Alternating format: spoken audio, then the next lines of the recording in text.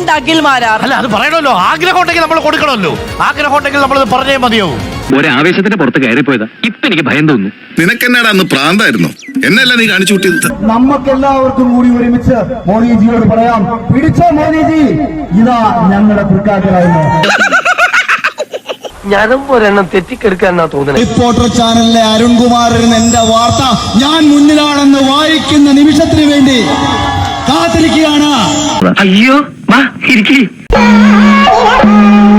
ചില പ്രേക്ഷകരെങ്കിലും കരുതിയിരുന്ന തൃക്കാക്കരയിലെ റിസൾട്ട് ഞാനങ്ങ് പറയുകയാണ്. അഖിൽ രാജ് എന്ന അഖിൽ മാരാർ 10,000 വോട്ട് പോലും തിരിച്ചു പിടിച്ചിട്ടില്ല എന്നുള്ള കാര്യമാണ്.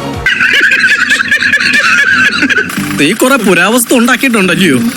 നിനക്ക് എന്തോ ഒരു അപ്പവും കടലക്കറി മേടിച്ചാ നടാ ഞാൻ. ഇപ്പോൾ ഏറ്റവും ഒടുവിൽ 9,161 വോട്ടുമായി 3-ാം സ്ഥാനത്താണ്. താഴെ നിന്ന് മുകളിലോട്ട് പോകുമ്പോൾ 1-ാം സ്ഥാനത്താണ് എന്നുള്ളതാണ് ഞാൻ മനസ്സിലാക്കുന്നത്. 24,303 വോട്ടുകൾക്ക് അഖിൽ മാരാർ എന്ന അഖിൽ രാജ് എന്ന അഖിൽ കൊട്ടാത്തല ഇപ്പോൾ പിന്നിലാണ്.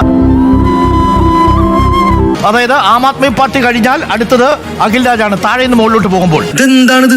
ഒരാൾ ഇങ്ങനെ കണ്ണം കറഞ്ഞിട്ടേ ആദ്യം യൂത്ത് കോൺഗ്രസ് ആയിരിക്കുകയും പിന്നീട് കോൺഗ്രസ് പാർട്ടിക്ക് വേണ്ടി പിന്തുണ പ്രഖ്യാപിക്കുകയും പിന്നീട് അവിടെ നിന്ന് തിരിച്ച് യുവമോർച്ചയിലേക്കും BJP-യിലേക്കും ഒക്കെ വന്ന് അവിടെ നിന്ന് 2020-ൽ വന്ന് മത്സരിച്ച അഖിൽ മാരാർ കഷ്ടിച്ചു പിടിച്ചിരിക്കുന്നത് 9,161 വോട്ടുകളാണ്.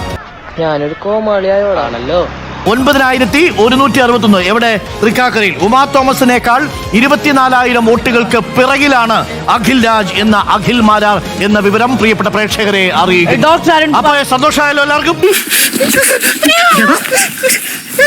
ഞാനെന്തോ ചെയ്യടാ? നായ നടന്നിട്ട് കാര്യമില്ല, നായ്ക്കിരിക്കാൻ നേരമില്ല എന്ന് പറഞ്ഞ പോലെ നിന്റെ സ്ഥിതി.